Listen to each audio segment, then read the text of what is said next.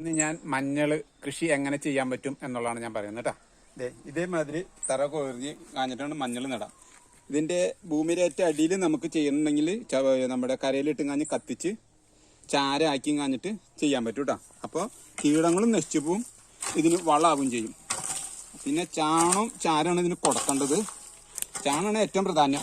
ചാണം കൊടുക്കുക. ഞാൻ ഇപ്പോൾ ഇതിങ്ങനെ എൻ്റെ ഇതുകൾ വാരം കോരി കഴിയാറായി. ഇത് കഴിഞ്ഞ് നമുക്ക് മഞ്ഞൾ നടാം. ഈ മഞ്ഞൾ നമ്മൾ തന്നെ കൃഷി ചെയ്തുങ്ങാഞ്ഞ് വിത്ത് എടുത്ത് വെച്ചിട്ടുള്ളതാണ്.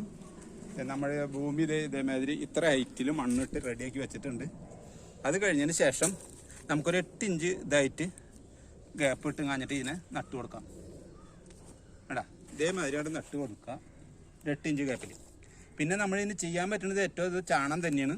നമ്മൾ ചെയ്യുമ്പോൾ ചാണം കൂടി ഒരു ട്രിപ്പ് ഇട്ട് കൊടുത്തതിന് ശേഷം ഇലയൊക്കെ വന്ന് പൊടിച്ച് നട്ട് ഒരു ഇലയൊക്കെ നന്നായിട്ട് വിടർന്നതിന് ശേഷം നമ്മുടെ ചാണം കൂടി ഇട്ടുങ്ങാഞ്ഞിട്ട് കൊടുക്കാം. അപ്പം നമുക്ക് മാർച്ച് മാസം അവസാനം ആകുമ്പോഴേക്കും നമുക്കത് പറിക്കാറാവും. ആ മൂത്ത് പറിക്കേണ്ട ടൈം ആകുമ്പോൾ നമ്മൾ ഇതിൻ്റെ ഇല തണ്ട് കൊഴിഞ്ഞ് ബ്രൗൺ കളറിൽ നമ്മുടെ പ്ലാവിൻ്റെ ഇല ഉണങ്ങണ മാതിരി ഉണങ്ങി വരും. താഴ്ത്ത് കൊടുക്കും കേട്ടോ. പിന്നെ അന്ന് എടുത്ത് വെച്ചിട്ടുള്ളതാണ്. നമ്മൾ പറിക്കുമ്പോൾ തന്നെ നമ്മൾ വിത്തിന് എടുത്ത് വയ്ക്കാം. പിന്നെ ഈ മെയ് മാസം ആകുമ്പോഴേക്കും ഇതിൻ്റെ മുള വരും. തന്നെത്താനെ ഇതിൻ്റെ മുള വരുമ്പോൾ നമ്മൾ എടുത്ത് കാഞ്ഞ് നട്ടാൽ മതി. ഈ പറഞ്ഞ മുള ഈ മാസം ആകുമ്പോഴേക്കും വരും. വെറുതെ നമ്മളൊരു കാർഡ്ബോർഡ് ബോക്സിൽ ഇട്ട് വെച്ചാൽ മതി. അപ്പോഴേക്കും മുള വന്നോളൂ. ടൈം ആകുമ്പോൾ ഒന്നും ചെയ്യാനില്ല. പിന്നെ ഇതിന് കേടുപാടുകളൊന്നും കൂടുതൽ വരില്ല. ഇതേമാതിരി നട്ട് കൊടുക്കുക. അപ്പോൾ എല്ലാവർക്കും നന്നായിട്ട് മഞ്ഞളുണ്ട്. എനിക്ക് എല്ലാ വർഷവും ഞാൻ ചെയ്യുന്നതാണ്. എനിക്ക് മഞ്ഞൾ നന്നായിട്ട് കിട്ടാറുണ്ട്. എൻ്റെ വീട്ടാവശ്യത്തിന് കിട്ടും. പിന്നെ അത്യാവശ്യം ഞാൻ ചെറുതായിട്ട് കൊടുക്കാറുണ്ട്.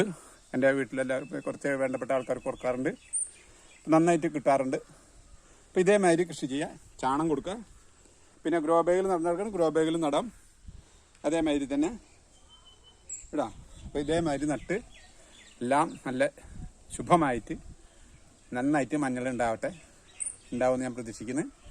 ഈ ചെറിയ വീഡിയോ നിങ്ങൾക്ക് ഇഷ്ടപ്പെട്ടെങ്കിൽ എന്നെ സപ്പോർട്ട് ചെയ്യാം.